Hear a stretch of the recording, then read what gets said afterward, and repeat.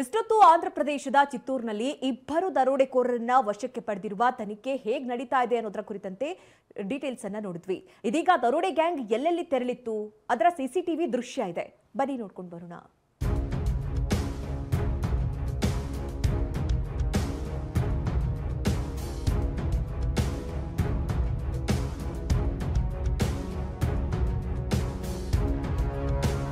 CCTV 100ಕ್ಕೂ ಹೆಚ್ಚು ಸಿಸಿಟಿವಿಗಳನ್ನು ಪೊಲೀಸರು ಪರಿಶೀಲಿಸಿದ್ದಾರೆ.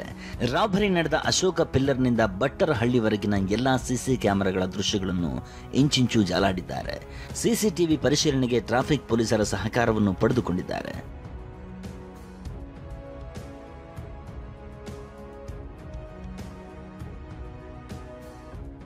ಇಲ್ಲಿ ಹೋಗ್ತಿದೆಯಲ್ಲ, ಇದೇ ಸಿಎಂಎಸ್ ವಾಹನದಿಂದ ದರೋಡೆಕೋರರು 7 ಕೋಟಿ 11 ಲಕ್ಷ ದೋಚಿರೋದು.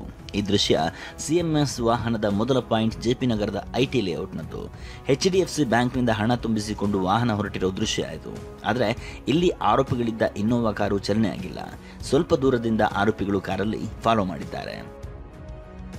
ಸಿದ್ದಾಪುರ ರಸ್ತೆಯಲ್ಲಿ ಸಿಎಂಎಸ್ ವಾಹನವನ್ನು ದರೋಡೆಕೋರರು ಚೇಸಿಂಗ್ ಮಾಡ್ತಿರೋ ದೃಶ್ಯ ಆಯಿತು.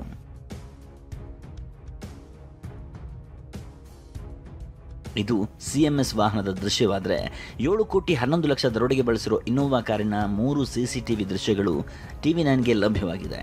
ನಿನ್ನೆ ಸಿಎಂಎಸ್ ಕಾರು ಫಾಲೋ ಮಾಡಿ ಅಡ್ಡಗಟ್ಟಿದ್ದ ಗ್ಯಾಂಗ್ ಡೈರಿ ಸರ್ಕಲ್ ಫ್ಲೇವರ್ ಬಳಿ ಸಿಎಂಎಸ್ ವಾಹನ ಬಿಟ್ಟು ಹೋಗಿದ್ದಾರೆ. ಇನ್ನೋವಾ ಕಾರಿನ ಸಂಪೂರ್ಣ ದೃಶ್ಯಗಳು ಸಿಸಿಟಿವಿಯಲ್ಲಿ ಸೆರೆಯಾಗಿದೆ.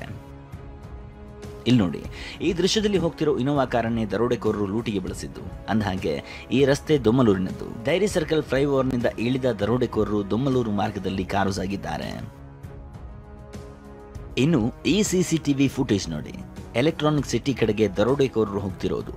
7 ಕೋಟಿ 11 ಲಕ್ಷ ದೋಚಿದ್ದ ಇನ್ನೋವಾ ಹಳೆ ಮದ್ರಾಸ್ ರಸ್ತೆಯಿಂದ ಎಲೆಕ್ಟ್ರಾನಿಕ್ ಸಿಟಿಯತ್ತ ಹೋಗಿದೆ. ಮಧ್ಯಾಹ್ನ 2:26ಕ್ಕೆ ಬಟ್ರಳ್ಳಿ ಪಾಸ್ ಆಗಿದೆ. ಸದ್ಯ ಆಂಧ್ರದ ಚಿತ್ತೂರಿನಲ್ಲಿ ಇಬ್ಬರು ದರೋಡೆಕೋರರು ಲಾಕ್ ಆಗಿದ್ದು, ತಿರುಪತಿಯಲ್ಲಿ ಇನ್ನೋವಾ ಕಾರು ಸೀಸ್ ಮಾಡಲಾಗಿದೆ. ವಿಕಾಸ್ ಜೊತೆ ಶಿವಪ್ರಸಾದ್, TV9 ಬೆಂಗಳೂರು.